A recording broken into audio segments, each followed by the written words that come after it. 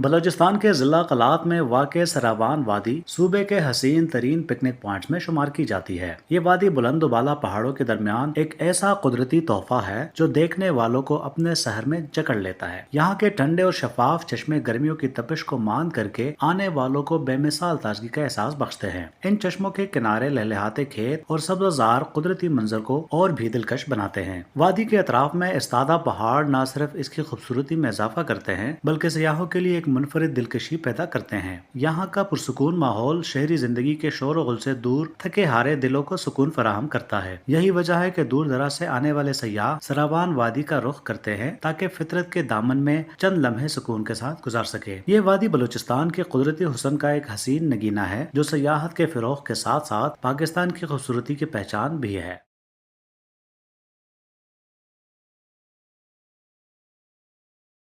تربت میں کمشنر مکران قادر بخش پرکانی کی صدارت میں بلیدہ ٹاؤن پروجیکٹ کے فیز 1 اور فیز 2 سے متعلق ایک اہم اجلاس ہوا۔ اجلاس میں deputy commissioner Kech Bashir Ahmed Baraich, deputy project director Bahram Gichki, director development Khalid Hussain, XEN B&R Gul Muhammad Baloch سمیت متعلقہ محکموں کے انجینئر شریک تھے۔ Deputy project director Bahram Gichki نے بریفنگ میں بتایا کہ بلیدہ ٹاؤن پروجیکٹ کا آغاز 2020 میں کیا گیا تھا جو 2 مراحل پر مشتمل ہے اور اسے 2026 تک مکمل کرنے کا ہدف مقرر ہے۔ ان کے مطابق فیز 1 کے لیے 257 ملین جبکہ فیز 2 کے لیے 1500 ملین روپے مختص کیے گئے ہیں۔ کمشنر مکران قادر بخش پرکانی نے منصوبے پر اطمینان کا اظہار کرتے ہوئے افسران کو ہدایت کی کہ بلیدہ ٹاؤن پروجیکٹ کو مقررہ مدت میں ہر صورت پائے تکمیل تک پہنچایا جائے۔ انہوں نے کہا کہ کسی بھی مرحلے پر رکاوٹ آئے تو فوری طور پر انتظامیہ کو آگاہ کیا جائے تاکہ بروقت اقدامات کیے جا سکے اور جہاں ضرورت پڑے سیکیورٹی بھی فراہم کی جائے۔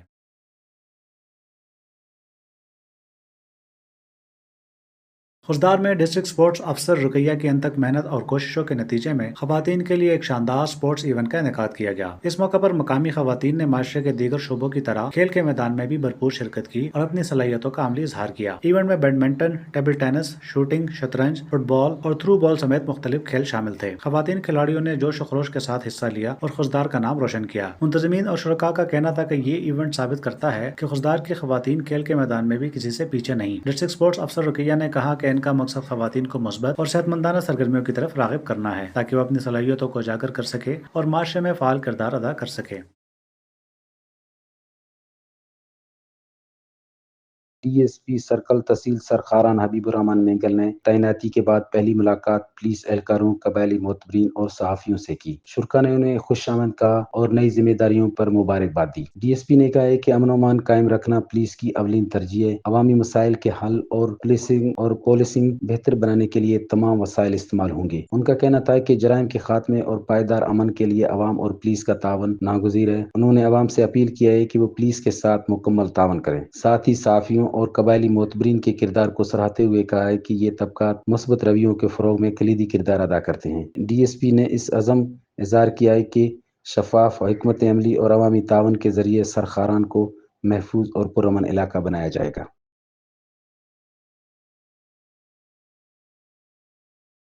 خاران کی تحصیل بسیمہ میں پاک فوج کے زیر اہتمام امن و امان، ترقی اور نوجوانوں کی تعلیم کے فروغ کے حوالے سے ایک اہم جرگے کا انعقاد کیا گیا۔ اس موقع پر علاقائی معتبرین، سیاسی و سماجی رہنما سمیت سرکاری اور غیر سرکاری اداروں کے نمائندوں نے بڑی تعداد میں شرکت کی۔ جرگے میں علاقے میں بڑھتی بدامنی، عوامی مسائل اور تعلیمی ترقی پر تفصیلی غور کیا گیا۔ کمانڈر 328 بریگیڈ نے خطاب کرتے ہوئے کہا کہ امن و خوشحالی سب کی مشترکہ ذمہ داری ہے اور اس مقصد کے لیے تمام طبقات کو متحد ہو کر کردار ادا کرنا ہوگا۔ انہوں نے اعلان کیا کہ جلد ضلعی سطح پر ایک بڑے جرگے کا انعقاد کیا جائے گا جس میں نوجوانوں کی تعلیم اور بہتر تربیت پر سیر حاصل گفتگو ہوگی۔ کمانڈر نے بتایا کہ پاک فوج نہ صرف تعلیمی اداروں کی بہتری کے لیے اقدامات کر رہی ہے بلکہ مستحق طلباء کو اسکالرشپس بھی فراہم کیے جا رہے ہیں تاکہ وہ زیور تعلیم سے آراستہ ہو کر ملک و قوم کی خدمت کر سکے۔ علاقائی معتبرین نے پاک فوج کی کاوشوں کو سراہتے ہوئے کہا کہ ایسے جرگے عوام اور اداروں کے درمیان اعتماد بڑھاتے ہیں اور مسائل کے حل، تعلیم کے فروغ اور نوجوانوں کے روشن مستقبل کی ضمانت بنتے ہیں۔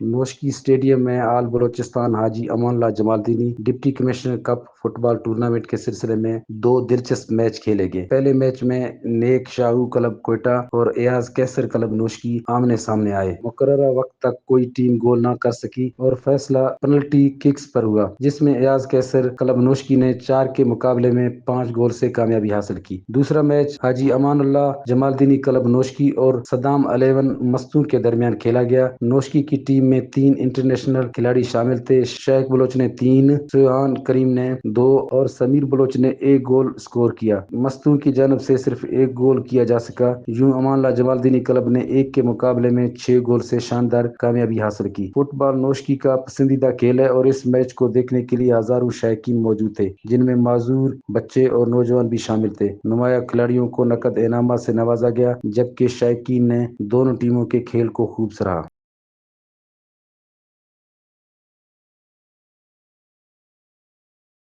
قلات شہر اور گردنواں میں لینڈ مافیا متحرک، زاوا ندی کے دونوں اطراف قبضے جمانے لگے۔ دکانیں اور ہوٹل تعمیر کر کے قدرتی سیلابی راستہ بند کیا جا رہا ہے۔ 2022 میں اسی ندی پر تجاوزات کے باعث سیلابی پانی بپر گیا تھا۔ مغلزئی گاؤں اور مقصود آباد میں درجنوں مکانات زمین بوس ہوئے تھے۔ کروڑوں روپے کا نقصان ہوا اور درجنوں خاندان آج بھی معاوضے کے لیے دھکے کھا رہے ہیں۔ اہل علاقہ کا کہنا ہے کہ ہم نے بارہا انتظامیہ کو آگاہ کیا، مگر کسی نے ہماری بات تک نہ سنی۔ اگر دوبارہ سیلاب آیا تو سب سے پہلے ہماری زندگیاں اور گھر متاثر ہوں گے۔ عوامی خدشات اپنی جگہ، مگر انتظامیہ حال خاموش ہے اور متعلقہ محکمے لینڈ مافیا کے خلاف کسی مؤثر کارروائی سے قاصر دکھائی دیتے ہیں۔